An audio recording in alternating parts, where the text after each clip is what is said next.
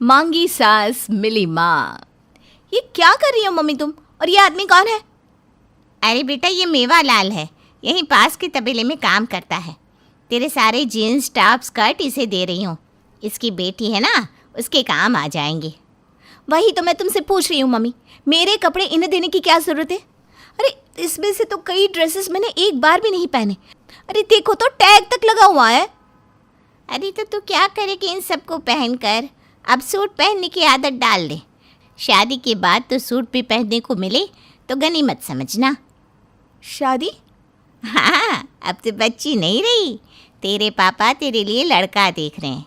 इसलिए अब से तू जहाँ भी जाए सूट ही पहन कर आया जाया करना। 4 लोगों की नज़र में आएगी तब तो बात होगी। और मेरा फ्यूचर मम्मी, मुझे जॉब करनी है। हम औरतों का तो यही है बेटा, गृहस्थी संभालना, बच्चे पालना। अभी मैं तुझे जॉब करने भी दे दूँ तो क्या शादी के बाद तेरी सास तेरा जॉब छुड़वाना देगी? तब तो तेरा दिल और दुखी होगा ना बेटा। उससे अच्छा है तो अभी से ही घर के काम काज सीख ले। कपड़े धोना, झाड़ू पोछा करना, बर्तन मांजना, कायदे में रहना, बोलना, हंसना सब सिखा दूंगी ताकि कोई भी तुझे काट ना सके। मैं तेरी माँ हूँ बेटा, तेरा बुरा थोड़ी ना चाहूँगी। बेचारी रोशनी के सपनों पर जैसे पानी ही फिर जाता है। अब ना वो अपने पसंद का खाना खा सकती थी, ना कपड़े पहन सकती थी, ना कुछ कर सकती थी। एक दिन अपने घर पर सोफे पर बैठी रोशनी हंस हंस कर ताली मारते हुए मूवी देख रही होती है। तभी उसकी माँ वहाँ आती है और उसे डांटती हुए कहती है, तेरी शादी होने वाली है, इस तरह से ज़ोर ज़ोर से हंसती हुई बहू शोभा देती है क्या? और ये क्या, समोसे कचौड़ियाँ लेकर बैठ गई? अगर अभी वज़न बढ़ गया तो शादी के लहंगे में कैसे फिट आएगी तू? चलिए सब छोड़, और मैंने जो लेप बनाया है ना, जाकर चेहरे पर लगा ले।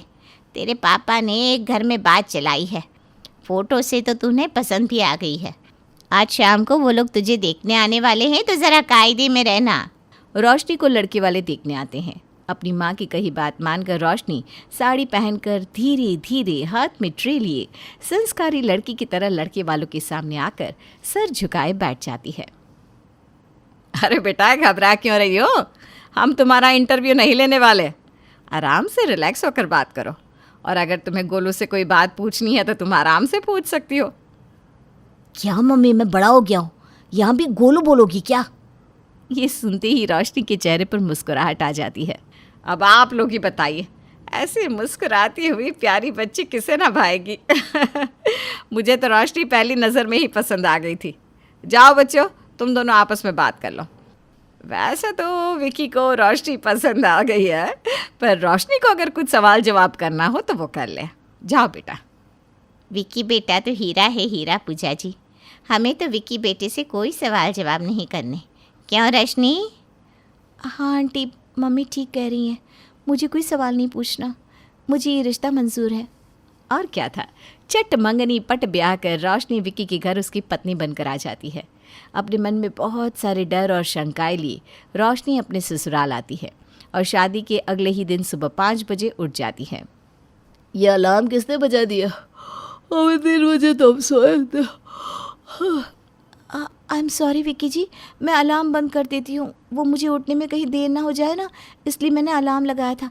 आप सो जाइए, मैं किचन में जाती हूँ। शादी की रस्मों के बाद मुश्किल से 2 घंटे सोकर ही रोशनी उठ जाती है। नहा धोकर भगवान की पूजा करके रसोई में जाकर चाय, नाश्ता और सारी चीज़ों की तैयारी कर लेती है। मम्मी ने तो कहा था कि तुम्हारी सास सूरज के उगने के साथ ही उठ जाएगी, पर यहाँ तो 10 बजे तक लोग सो रहे। थक गए होंगे शायद।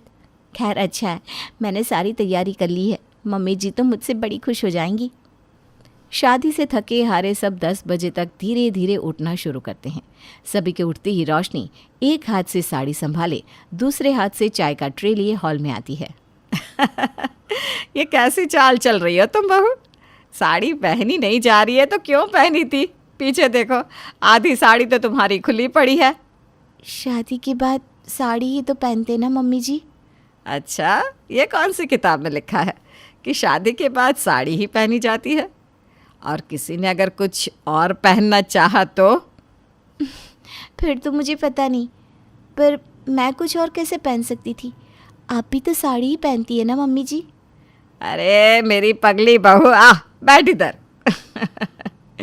देख बहू, वो तो मुझे साड़ी में ही कंफर्टेबल लगता है।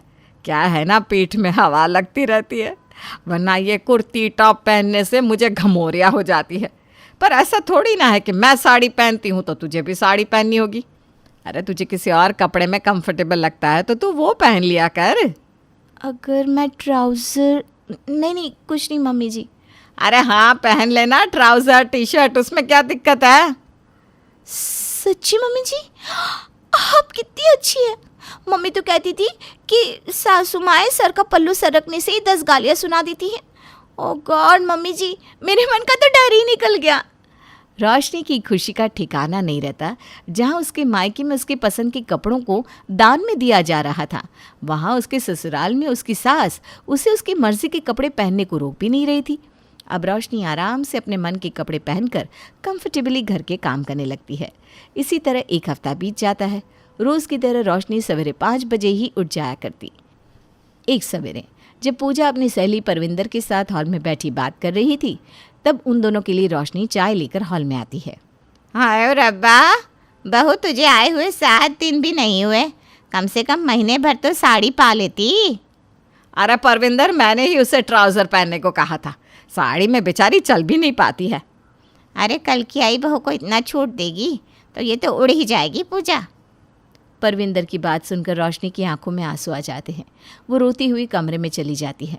मेरे कारण मम्मी जी को क्या क्या सुनना पड़ रहा है, मैं फिर से साड़ी ही पहन लूँगी। अरे पागल है क्या बहू, कुछ तो लोग कहेंगे, हैं? लोगों का काम है कहना। और तूने उस परविंदर के कपड़े नहीं देखे क्या? अरे जो मन करता है वो पहनती है और दूसरे की शांति में आग लगाती है।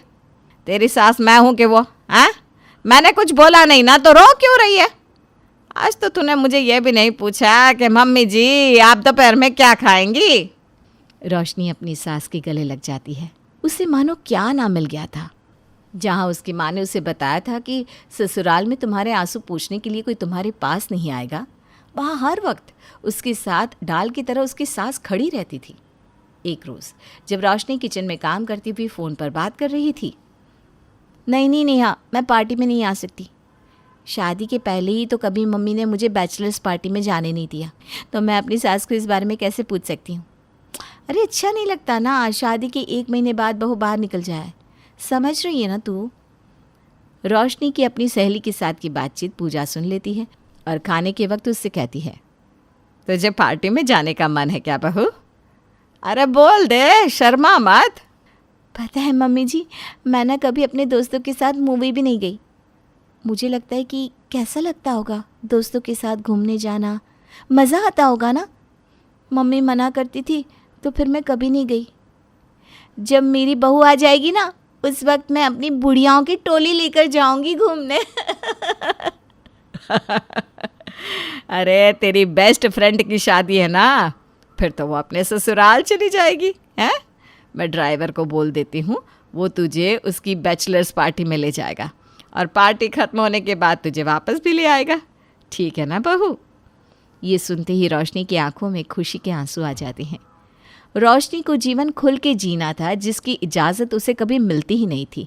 रोशनी अपनी माँ को कॉल करके इस बारे में बताती है। तुम कहती थी ना मम्मी कि तुम्हारी सास तुम्हें हर चीज़ में कंट्रोल करेगी, हर गलती पर 10 बात सुनाएगी। आज पता है तुम्हें, मुझसे गलती से दाल जल गई थी और मम्मी जी ने बिना दाल के ही खाना खा लिया। मैंने कभी नहीं सोचा था कि सासू माएँ इतनी अच्छी भी हो सकती हैं।